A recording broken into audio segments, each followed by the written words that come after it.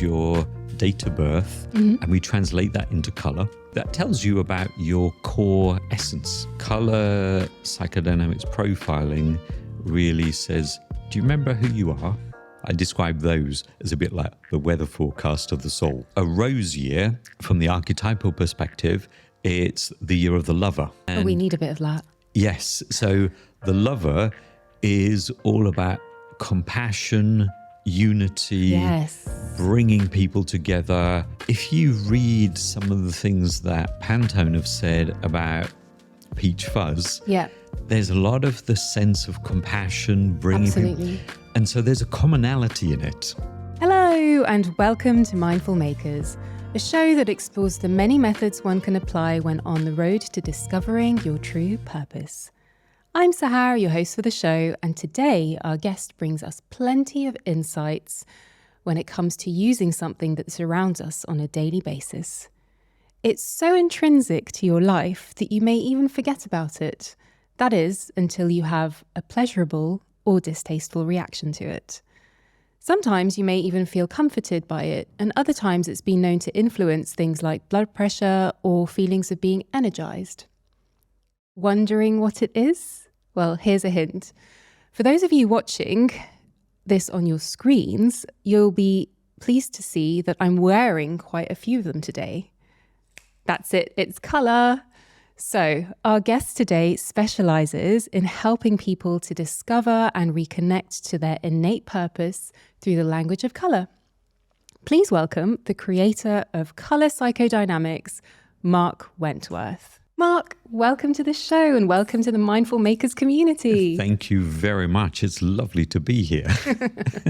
And I just love all the colours you're wearing. I wore them especially for you. Yeah, no, thank you. I've been wearing, I thought about it. Well, I always think about what to wear on the show, but not too much because I want it to just come out organically. Yeah. And so far, I've noticed the tones have been quite, I'd say pastels or light, bright colours, whites. But today I was like, no, I'm sitting in front of a colour expert. I need to bring on the colour. I can't let the team down. Can I just say, you are not the first. I've done talks, but like in presentations, and people said, well, I had to really consider what I was going to wear today because I knew I was meeting you. I love that, but it is true. It did just jump out at me, though. I didn't have to think about it too long. This is my favourite cardi, so it's very easy for me to do. It's beautiful. And as we know, green is my colour. So. Yes, which we'll talk about. I love it. Okay, so for the context of our lovely listeners and viewers, you developed Colour PsychoDynamics, and this, which I can't wait to get into. Can you explain what it is and why it's useful as a method of self-development? Yeah, sure. So colour for me is a sign language of the soul. And we all come with, I believe that we all come with a story, like a story to tell, kind of a reason for being. No one's born a spare part. We all have a purpose and a reason to show up. Yeah. That's why we were born at this time, the right time, in the area, etc. And people say, yeah, but what am I supposed to be doing? Who am I? And colour, through Colour PsychoDynamics, we use your date of birth and we translate that into colour. And that tells you about your core essence. Right. It's about your authentic self. Yeah. And it says, this is who you are, and be the best version of that. Right. So it kind of, I guess, identifies and specifies specific personality traits, likes or dislikes, or places you're likely to thrive in, as opposed to not based on your colour profile. Yes. And Colour PsychoDynamics profiling, if you look way throughout humankind, we've always been searching for ways to make sense of the world and our place in it.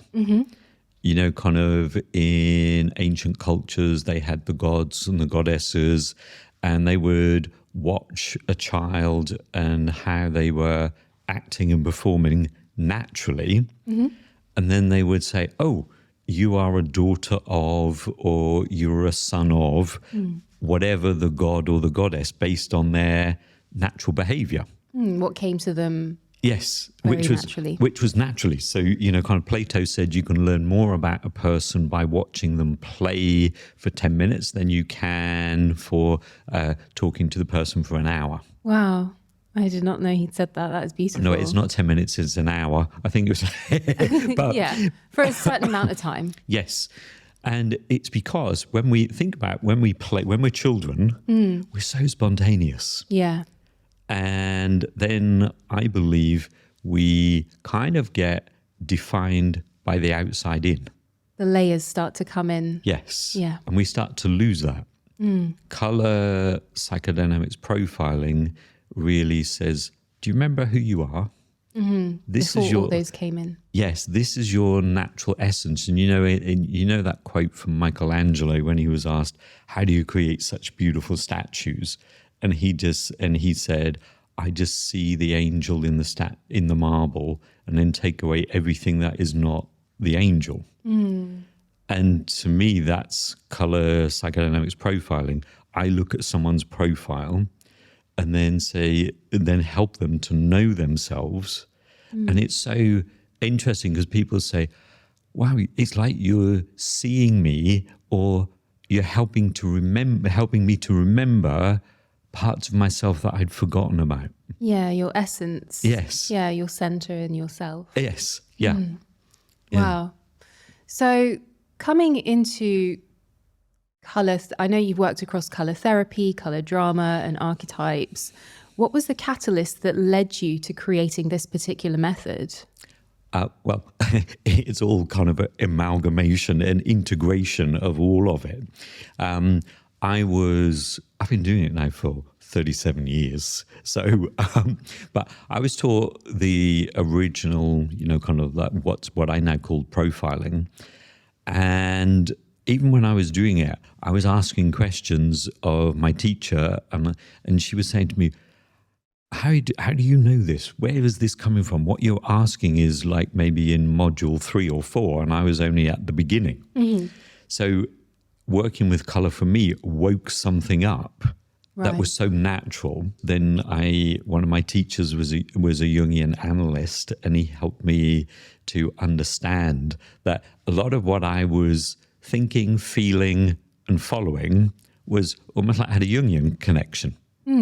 So then I wanted to bring in archetypes. Interesting. And that's where the archetypes, and then defining them, because you can say to someone like, your color is green. And sometimes people go, yeah, but if I can then turn that into an archetypal behavior pattern, and explain it to you that way, it's a more practical way of it's a understanding. more way of you can understand it and relate to it better. Yeah. So when you were becoming drawn to working more deeply with color, was there a specific point in your life that pushed you to go even further in it? Or did you just, was there an event? I would say that someone asked me recently, why do you do what you do? And I said, I would love to be able to take my profile and take it back to me around 13 or 14, who was quite shy, almost like hardly said anything, and say to him, this is your profile. And I would love to show him, even me sitting here talking to you in front of a microphone, because he would be sitting there, no. And I would love to say, this is what's in your profile. Wow. This is your potential. This is who you could become. Yeah. It's all written. It's all in you. It's innate. Yeah, it's in your story. Yeah, that's very interesting. The history of color, actually, you mentioned that earlier. I can see that it's been around for thousands of years. It can be traced back, thousands of years. Records indicate that color and light therapy were once used in ancient Egypt, Greece, India, and China. Around the world. Around the world, Yes. around the world. I think Egyptians used to use it even for some holistic reasons. So Yes. they said that red increases circulation. They've got yellow purifies and helps the nerves, all sorts of things. And then when we look at the color symbolism, you can see across different cultures and also nationalities. For example, white is a color of mourning in certain countries. You've got red symbolizing prosperity and good luck in places like China. And then you kind of segue into color psychology, and you mentioned that Carl Jung was a very big influence on your work, and he's almost like the most documented person around color psychology, isn't he? Well, he certainly included a lot of color in his work, and he's considered maybe the father of art therapy. You know, in the sense of looking at the colors that people would paint, and in a way, it's following on from that. It's like the colors we choose to surround ourselves with are telling our story. Yeah, he actually, I love this quote from him that says, "Colors are the mother tongue of the subconscious." Yes. And I love that so much because it makes so much sense. Yes, and it bypasses all spoken language. Yeah. You know, what I find is sometimes it's really difficult for people to maybe put into words a really difficult or traumatic situation, but they can always give it a color. And as soon as we give it a color, we give there an opportunity to bring healing, transformation, however that needs to be worked with. So it can be used in a multitude of ways. Would you say there's a crossover between your work and color psychology? Yes. Yeah. I mean, some of the stuff I do is, I have worked with using color profiling, working with companies to help them kind of build a stronger brand using the archetypes. You know, yes, I know there's archetypal branding, but this is actually taking the profile of a business and making it. So it's almost like they are on target, they're on focus, they know who they are talking to. And with the color psychology, I would say that's very much in people, when I'm working with people, looking at their day-to-day life and looking at the colors they surround themselves with. Yeah. You know, so why did you choose to bring that, you know, I don't know, that yellow vase into the living room? Why is that green cushion there? And even though they are seemingly inanimate objects, they're all telling a story, which probably explains why people don't invite me to their house too often. Or if they do, they wish to blindfold me. Oh, well, you're welcome to mine anytime. I love this kind of stuff.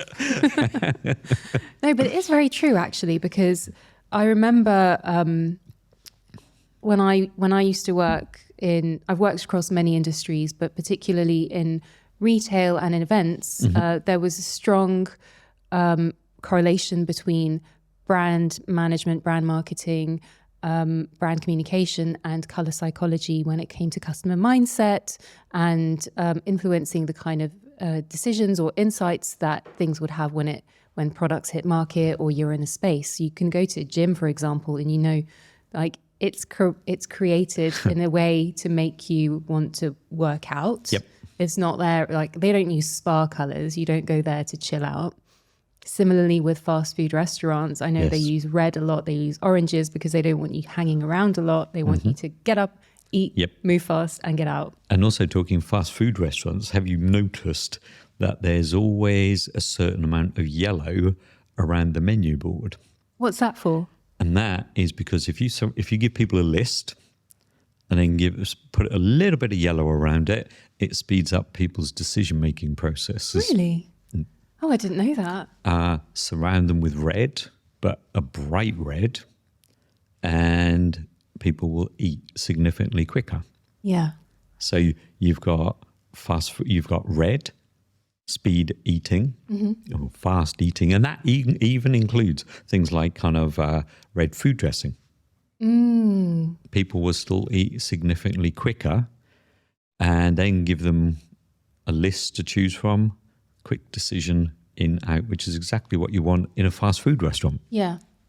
That's very interesting. Whereas if you changed the red, it would change people's expectations. They would stay longer, and maybe they'd expect to pay more. You know, you can affect in the color psychology, you can really sort of affect people's expectations and around quality, price, just by choosing the right shade and tone of color. Wow. I think somewhere I read is like 93% of our buying choices is color related. Interesting. I'm going to be looking at a lot of things very differently now. I knew this already because I worked with color psychologists around product development, and we also, I'll mention this later, but we worked with trend forecasters, and there's always this trend forecast about the color of the year, etc. But I didn't know that it was that linked to every single thing that gets put out in front of us. Yep. It's literally, if you imagine, take your, some of the thing that I teach people is even with, it's considering that color is more than just a visual. It also affects, let's say, different senses.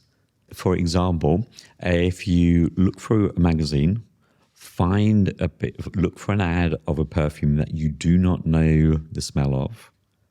Look at the colors they're using. Write down how you think it smells based on the colors, and then go smell it.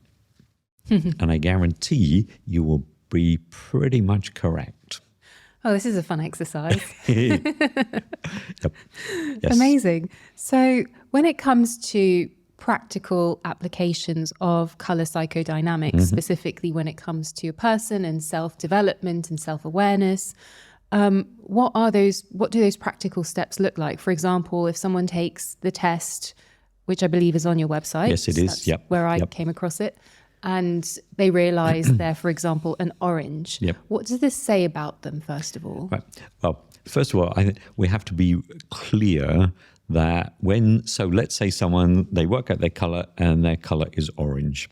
And sometimes people will say, can't it be another color? I don't like that color. Yeah. And when people say, I don't like that color, what I've learned is usually they're thinking about one specific shade or tone of that color. Because if you look at the color, there's so many different hundreds of hues, tones of orange, for example. So I'm always encourage people to find your version of it. There is no one, the only right version of the color is the one you want it to be. The one that when you look at, you go, that's it. That's my orange, for example. Got it. The one that almost like, it either makes you feel very content, peaceful, or it gives you that sort of slight tingling buzz in the solar plexus. Yeah. Then you know you've hit the point. Great. Okay. Yep. So that's how we identify the tone or hue of the color that we've been assigned. Yep. And we work with it from there. And then what does somebody do? So, for example, what would be the particular characteristics of an orange? So someone who is orange, they're always, I always say for someone who is orange, if it's not fun, they've left the party. Okay. Orange is always very kind of happy-go-lucky. They remind us to be happy. Right. I always think that every color, there's 9 colors in total, and I think that every color they have a purpose. And for orange, it's to remind us to be happy, that life doesn't have to be so serious all the time. They're the people that if I were building a team, I'd want the orange people as the ones who meet and greet people. Right. They love being with people. Okay. But sometimes they absorb too much. So they also need their own kind of like space, because they're like sponges, so they can absorb. Need to decompress. Yeah.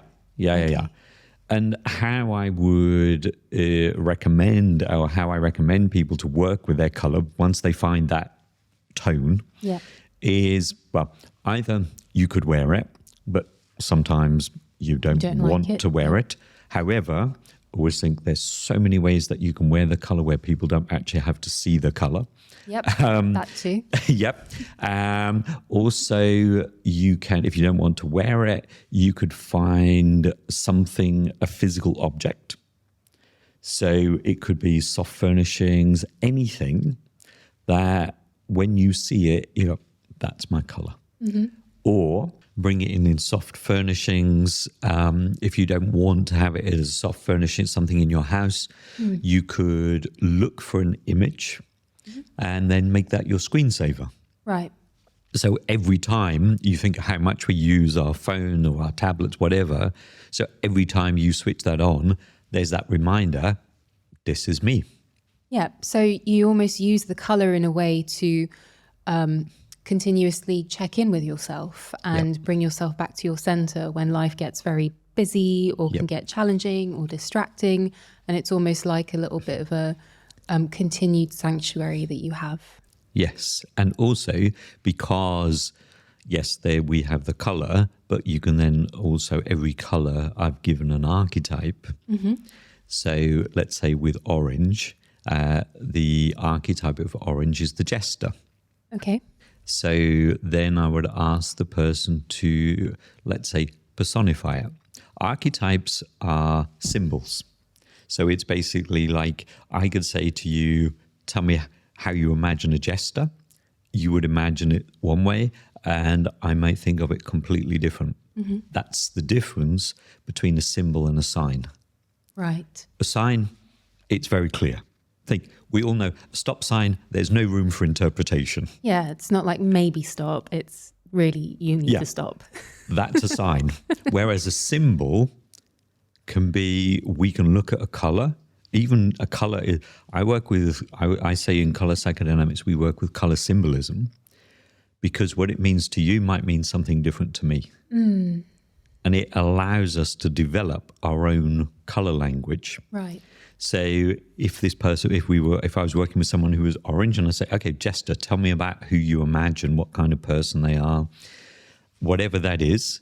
And then if, let's say, whoever they imagine, they were going into a difficult situation, you can then say, okay, imagine the Jester is coming with you. Right. Or as an ally. Or indeed, imagine if you had to do a presentation, the jester is doing the presentation. So when we make the archetypes, they become part of our support system. Right. It's really interesting because through almost the personification of the color, we're able to, I guess, have a bridge between translating what that color means in a actual and physical form when we're moving through the world. Yeah. So, for example, I know that you said my color, or I know my color is green through your work. And when we first met, I said, I don't wear any green. I don't like green. And it was really funny because on the call you said, but the cup that you're drinking from at the moment is green. And I said, oh yeah, that's true.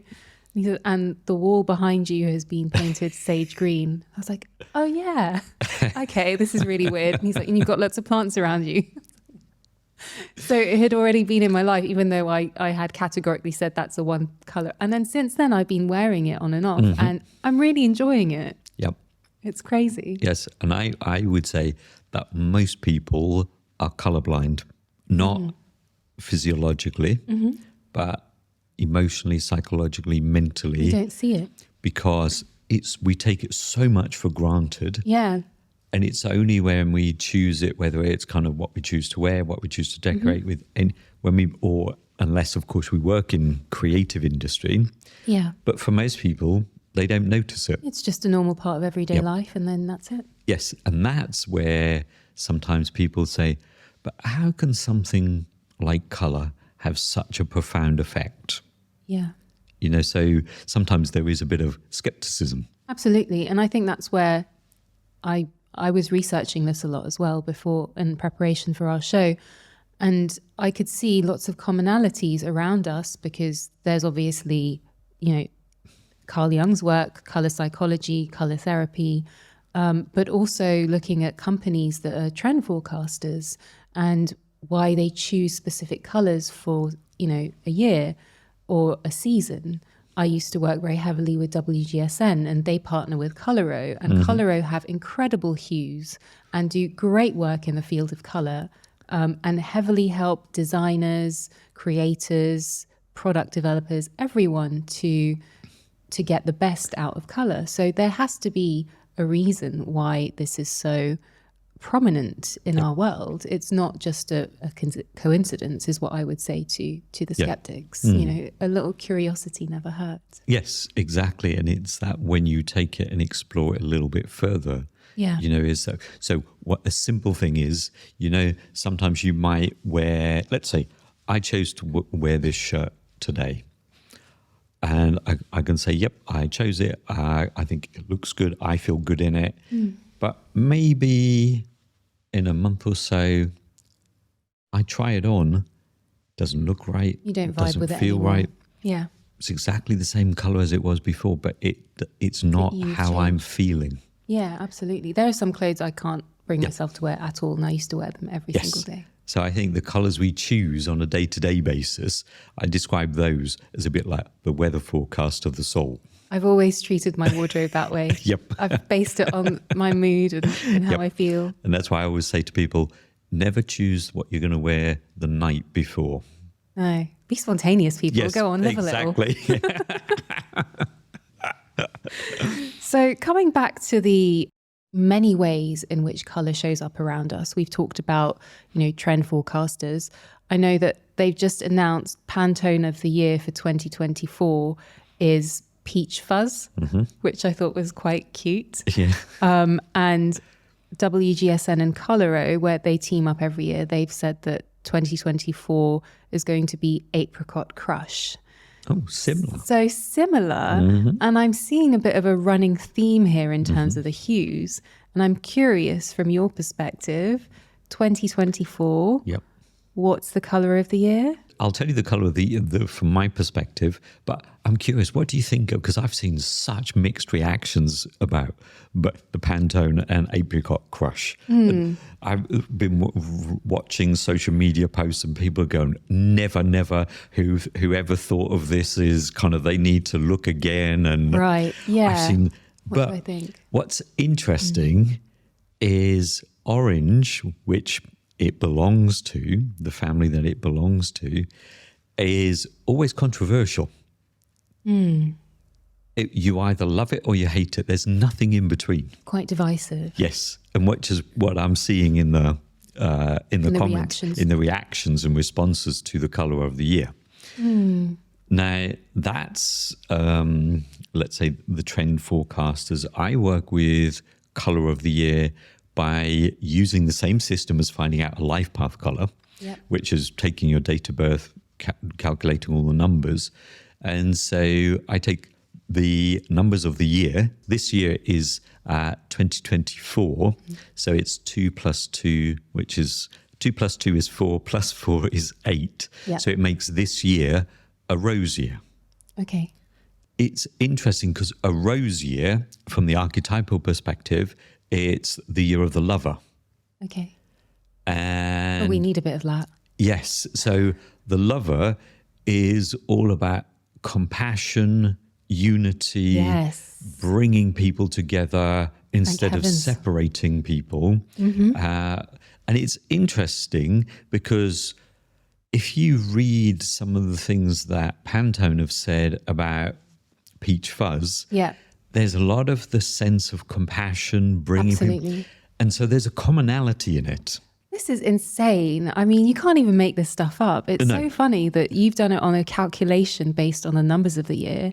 And both Colour and WGSN and also Pantone have come up with the peach fuzz / apricot crush, which have similar hues to rose. So they're kind of like all gravitating around the same vibe. And they are talking about unity, compassion, love, which brings music to my heart because I think we really need that a lot more in the world. Yeah, because it's all been about, it'll be interesting to see how it plays out because I always I don't know how they do with the trend forecasting, but what I've noticed over the years is usually around about August the year before, I always start, I describe it as almost like feeling a gentle breeze of next year's colour.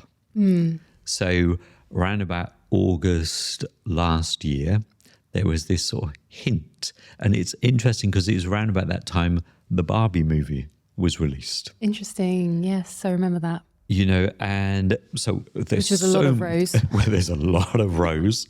And it was interesting because it was really about giving this strong message of unity. Even though, you know, when I look at it from an archetypal perspective, and what I would say, if you haven't seen it, go watch it, but watch it from the perspective of Greek goddesses. Okay. Very interesting. We're going to take that homework away and do that. Yeah, absolutely. Yes. So for someone looking to embody and harmonize with this color this year in 2024, is it as simple as using more rose in your everyday life, or do they need to, or does it just happen automatically because that's the vibration of the year? So you could use, if you want to, you could have more rose color around, or you might ask, if you don't want to do that, you could have another way and say, okay, how can I be more loving? How can I be, where do I need to bring more unity into my life? Where do I need to find more compassion, whether it's for myself or for others? Yeah. So sometimes it's not just, I would talk about sometimes we need to be the color. What a beautiful message, and very, very relevant. Yes. Yeah. Yeah. Thank you for sharing that, Mark. I think it's really important for everybody to hear that. And also it's a really gentle way in which we can practice colour psychodynamics and play around with it a little bit in our lives. And have fun with it. Yeah, let's have more fun, people. You know, I've called colour, the colour of this year, Rose 2024, it's all about love. Yes. Amen to that. So in terms of someone looking to start out in working with colour and they're not quite sure which aspect is right for them, do you offer intro calls? Yes. Oh, absolutely. You know, kind of if you want to give me a call, we can arrange a 15-minute chat and it's helping you if you want to know which area you might want to follow. I do training courses in Colour PsychoDynamics and also other aspects of colour. Also work with drama as well, which I love doing, which is so actors can benefit from it too. Yes, where we get to bring colour to life. Amazing. And in terms of your own practices, when life gets a little bit hectic, pushes you in certain directions and you feel like you're off colour, pardon the pun, how do you navigate those moments of turbulence other than sort of using colour in your life? What other tools do you have in your metaphorical toolbox? Yeah, so some years ago, a former colleague of mine, actually, she had this wonderful thing and it was called a self-care box or a self-care shelf. And on that, you put all the things that make you feel good. Maybe it's an old journal, maybe it's your favorite DVDs. And so I have that. And so mine would be, it's got my favorite books. It's got some of the journals so I can read back. And above all, there's for me, when I feel that, I just literally sofa and films. Anyone will tell you I have a huge collection of DVDs, and some of them, because to me that's therapeutic. I can always find something, and it's like I know which film to watch, which will be almost like the medicine. The bringing you back to your centre. Yes. Oh, that's such a lovely way to do it. I always feel a little bit guilty when I do that because I feel like I'm not, moving in the world or doing something. And the other day I tried to sit down and I just kept getting up every 10 minutes because there was so much adrenaline in my system. But when I actually made myself sit and watch a film, phone off, no distractions, I did feel very, very centered after that. And if it helps you to ease that guilt a little bit, let me tell you, that originates from in ancient Greece. As if you had an issue, you would go to see the physician, you would go to the temple of Asclepion, and they would say, okay, go sleep in the temple, in the dream room. you would come back with a dream, and you would tell the physician your dream, and they would tell you to go and watch a specific piece of Greek drama, knowing that there was the cathartic moment in that particular story, which would be your healing medicine. Wow, healing through the power of storytelling. Yes. So imagine this, going to your doctor today, and the doctor says, okay, go home, sleep, Watch a film. dream, come back and tell me your dream, and then I'll tell you which film to watch. Oh my God. I know most people would be like, fire that doctor, but I would definitely go and see that doctor. So, so it's complementary to whatever else, but just to help you know that it was something. It was actually a given therapy. Yeah. And you can see it in art, you can see it in music. Yes. When I go to a concert or I see or listen to a great album, it does so many things for us. So I can see how the arts can really help you in that. And so it seems like your moment of gravity is the arts, it's film. Oh, absolutely. I love film. That's a whole different conversation. Amazing. Yeah. Okay, so before we go, we're heading towards the end of the show, and I want to ask you my two favourite questions. I'm very curious to know what your answers will be. So what's the song that encapsulates you in this moment of time? Do you know, I was thinking about that. I was reading and there could have been the cliche song, which is True Colours. And the words, the lyrics are so apt, kind of in that sense of I see your true colours shining through. But I was thinking, no, this is about, whilst that is true for me, I thought about it and it's like, no, it's that song, I did it my way. Right, Frank Sinatra? Yes, because even when I've tried to join various different colour associations over the years, colour therapy associations, they've always said, oh, we're going to have to create a new department for your way of working with colour. So it wasn't written in the book before? Yes. Yeah. So that's why I've just chosen my way. The individual. Yes. What's your colour, by the way? Gold. Wow. Yep. Fancy. And just to say, there is no hierarchy of colour, because sometimes people have this idea. Not at all. They all have their own way of being. Very interesting. Yeah. And so coming on to the next question. Yep. What's the one item you would take to the moon with you and why?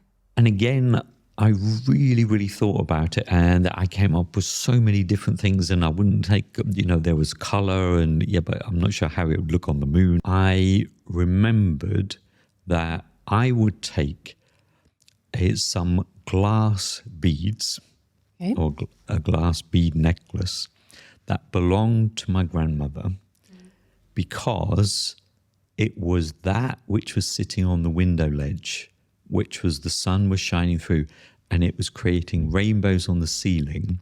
And I was about 5 or 6, and that's the first time I remember looking at colour and just feeling this incredible sense of this is filled with stories and magic. Wow, that's beautiful. What a great thing to take with you. Yeah, so it's almost like as that reminder of where it all began, even though I didn't know where that was the beginning. Yeah. But that. Beautiful. Yes. Okay, thank you for sharing that. That's a very special story. So Mark, I want to thank you from the bottom of my colourful heart Thank you. For bringing a deeper perspective of the importance of colour in our lives.